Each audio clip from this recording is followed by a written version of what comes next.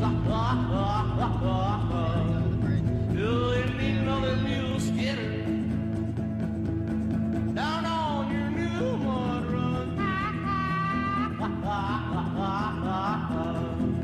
Hey, hey,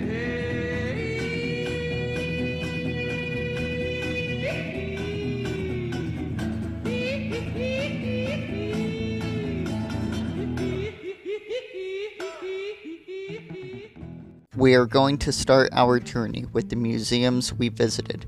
Now there will only be pictures. We did this in respect for fellow visitors and for the employees. First off, the Oregon Coast Military Museum by the Florence Airport houses some of the most incredible pieces of war history I have ever seen.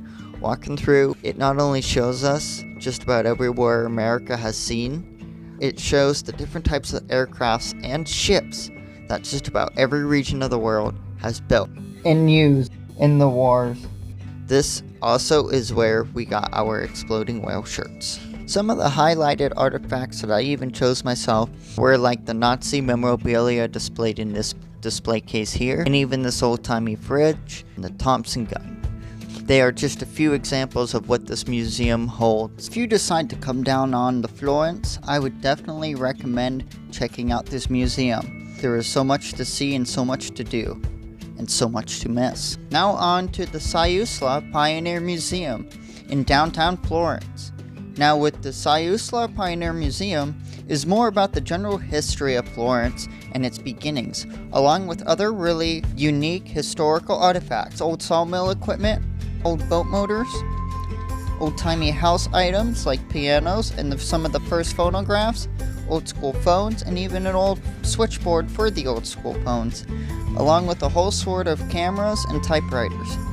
And of course, the actual vertebrae from the exploding whale incident in November of 1970. But that's just one part of the trip.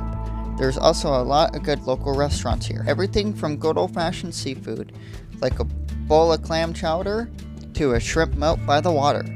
Of course, we did try other places, a Mexican restaurant that genuinely had good Mexican dishes. And I found a diner with a Reuben to die for.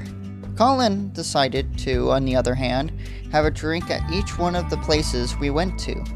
I told him to pick his favorite drink and to tell me. And it is the duck fart, which definitely looked like a duck fart. Looked more like duck shit, for sure. The restaurants have some quite amazing food, and the scenery is just as good. Starting off with our outdoor journey, we went to the infamous Exploding Whale Memorial Park. This is Exploding Whale Memorial Park, and despite being named so after the exploding whale, this is actually not the beach in which the whale blew up on. As you can see, this park has some lovely grass, trees, sights to see, as well as our own little beach to go fishing, or perhaps skinny dipping into the river here. The real beach is actually somewhere else.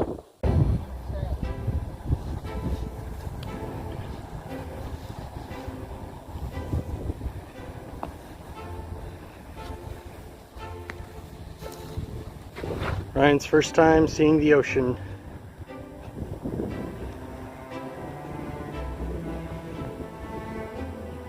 Oh, beautiful.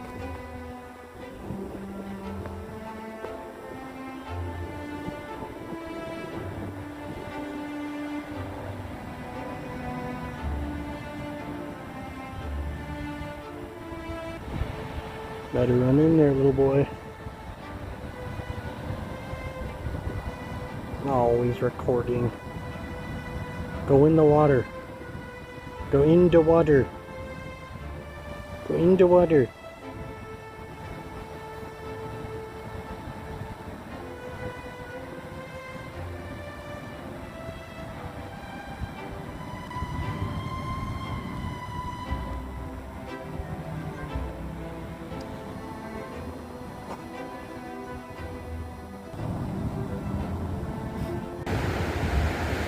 Here I am, seeing the ocean for the first time. Let me get back in again, bitch! The most beautiful thing I've ever seen in my life. I feel like I'm dreaming. I've never experienced something like this in my life. I will be right out. I'm gonna go join my friend and enjoy this.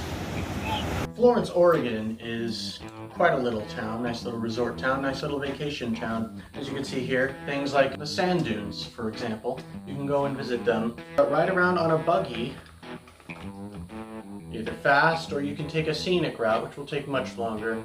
Regardless, that is not the reason we are here. The reason we are here is for another reason. It had to be said, the Oregon State Highway Division not only had a whale of a problem on its hands, it had a stinking whale of a problem.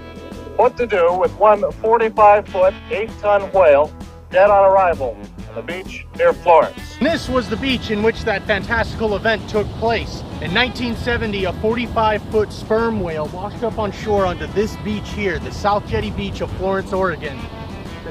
Locals, they couldn't cut it up, they couldn't push it back out to sea, and they wouldn't bury it. So what was the solution? Blow it up. It had been so long since a whale had washed up in Lane County, nobody could remember how to get rid of one. In selecting its battle plan, the Highway Division decided the carcass couldn't be buried because it might soon be uncovered. It couldn't be cut up and then buried because nobody wanted to cut it up, and it couldn't be burned. So dynamite it was. Half-ton of dynamite? Some 20 cases or a half-ton of it. The hope was that the long-dead Pacific gray whale would be almost disintegrated by the blast, and that any small pieces still around after the explosion would be taken care of by seagulls and other scavengers. And boom, and the next thing you know, blubber, bones, blood, all of it going all over the neighborhood, and even some pieces going off into town.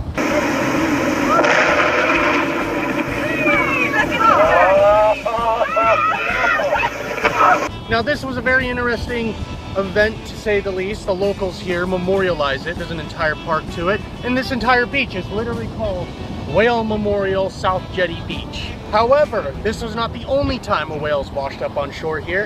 In 1979, 41 sperm whales washed up on shore and died here, many of which suffocated, others got injured by beaching. Sadly, they didn't blow these ones up. Instead, a massive trench was dug out amongst this beach, and all the whales' corpses were pushed into it, burned, and their remains were actively buried. It was unknown what caused this massive beaching. It was said that possibly something happened, a parasite or a sickness, that caused their echolocation to go off. Naval experimentations could have also offset them. However, the real truth is it's still unknown.